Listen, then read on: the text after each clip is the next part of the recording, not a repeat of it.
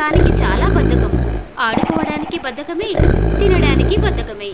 ఇలా అయితే ముందు ముందు ఎలా బ్రతుకుతుందా అని తల్లి తండ్రి చింతించేవారు.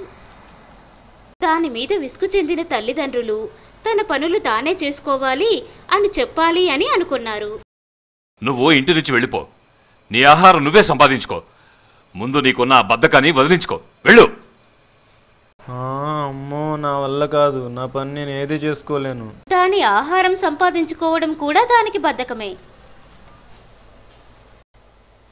ఆ చిన్న ఏనుగు అలా ముందుకు వెళ్ళింది. ఒక చెట్టు క్రింద కూర్చొని ఒక సాధువు యోగం చేసుకుంటుంటే చూసింది. స్వామీజీ, స్వామీజీ. ఏమిటమ్మా, ఏంటి చెప్పు. మీరు ఈ చెట్టు కింద కూర్చుని ఏం చేస్తున్నారో తెలుసుకోవాలనుంది. నేను దేవుడి కోసం యోగం చేస్తున్నాను. దేవుడు నాకు వరాలు ఇస్తాడు.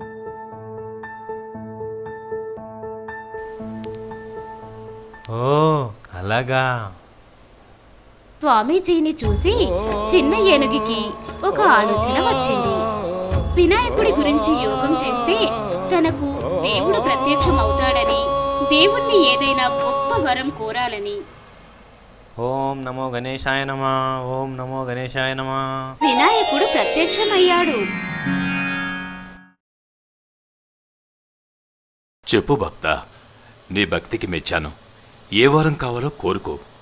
వినాయక, నా పనులన్నీ చేసి పెట్టడానికి ఒక భూతాన్ని వరంగా ప్రసాదించు స్వామి. నీ పని చేసి పెట్టడానికి భూతాన్ని వరంగా ఇవ్వాలా? వినాయకుడు బాగా ఆలోచించాడు.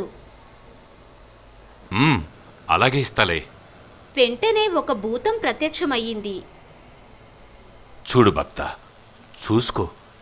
ఈ భూతం నువ్వు ఏ పని చెప్పినా చేస్తుంది. దీంతో పని చేయించుకోవడమే నీ పని. కాకపోతే అందులో ఒక తిరకాసు ఉంది. ఏమిటి ఆ తిరకాసు వినాయక? ఏమీ లేదు. ఈ భూతం నువ్వు ఏ పని చెప్పినా చేస్తుంది.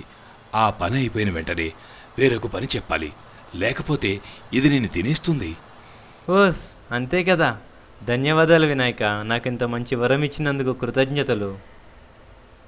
చిన్న ఏనుగు ఆ భూతానికి ఎన్నో పనులు చెప్పింది. ఆ భూతం టకటకా చేసేస్తుంది.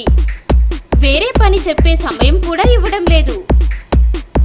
ఆ భూతానికి మళ్ళీ వేరొక పని చెప్పింది. ప్రభు, నాకు పని చెప్పండి. నేనే పని చేయకుండా ఉండలేను, లేదంటే నేను ఇప్పుడే తినేస్తాను.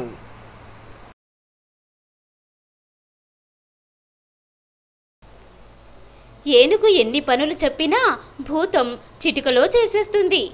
వెంటనే తిరిగి వచ్చి పని ఇయ్యమని అడుగుతుంది. ప్రభు, నాకు పని చెప్పండి. నేనే పని చేయకుండా ఉండలేను, లేదంటే నేను ఇప్పుడే తినేస్తాను. అమ్మో, ఈ భూతంతో నేను ఏగలేను. ఇంకా దీనికి చెప్పడానికి నా దగ్గర ఇంకేం పనులు లేవు. నేనే పని చేయకుండా ఉండలేను, లేదంటే నేను ఇప్పుడే తినేస్తాను.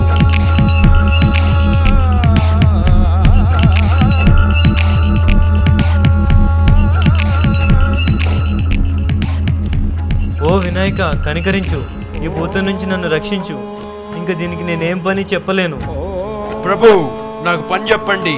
నేనే పని చేయకుండా ఉండలేను, లేదంటే నేను ఇప్పుడే తినేస్తాను.